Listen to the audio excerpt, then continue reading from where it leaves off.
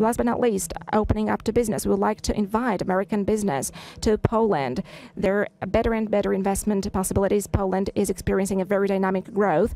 Of course, there are companies from the United States which have been present in the Polish market for many, many years, like General Electric, which right now is implementing a huge investment concerning energy sector in Poland, conventional energy. Such as construction of the Ostrołęka 2 plant that is a huge contract amounting to almost $2 billion. These are the huge projects which are all being realized in Poland. But we want to invite to Poland all business people, those who have got huge economic projects here and who have got huge possibilities of investment. But we would also like to invite the smaller ones. Poland is a big European country. I believe it is an interesting partner where the United States and the U.S. business is very much welcome. And I want to assure you, ladies and gentlemen, about that. There is also a perspective of developing your activity through Poland to include the 3 Cs countries. And this is something that we have been working on as a part of the 3 Cs initiative. We want to ensure also the communication possibilities, and we also want to increase the opportunities for economic cooperation. We want also business partners from the U.S. to join our projects. There are going to be a lot of communication, traffic-related investments in our part of Europe. We would like to invite American businesses to come because I believe that this opens up an opportunity for making joint business. And ladies and gentlemen, all of that is connected, of course, with the issue of military security. I'm hugely delighted with the presence of U.S. armed forces in the Polish territory.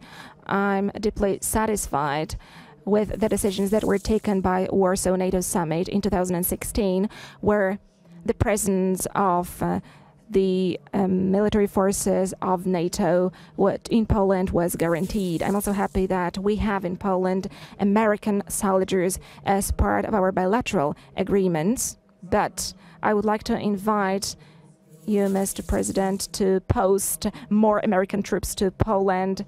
We believe that the presence of the United States is a guarantor of security in our part of Europe.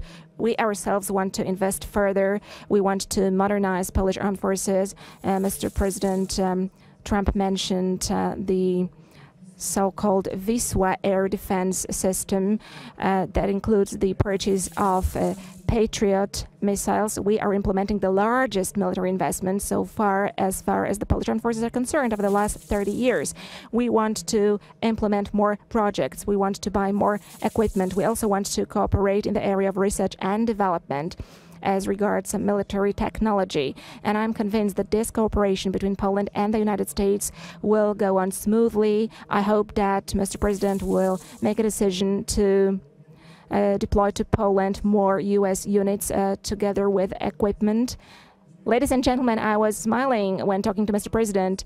I said that I would very much like for us to set up a permanent American bases in Poland, which we would call Fort Trump. And I firmly believe that this is possible. I am convinced that such a decision lies both in the Polish interest as well as in the interest of the United States. Poland is an attractive country, and first and foremost, it's got a very important strategic location in Europe.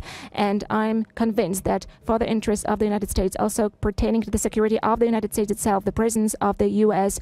armed forces in our country is important also to protect American interests. Mr. President, once again, thank you very much for this meeting.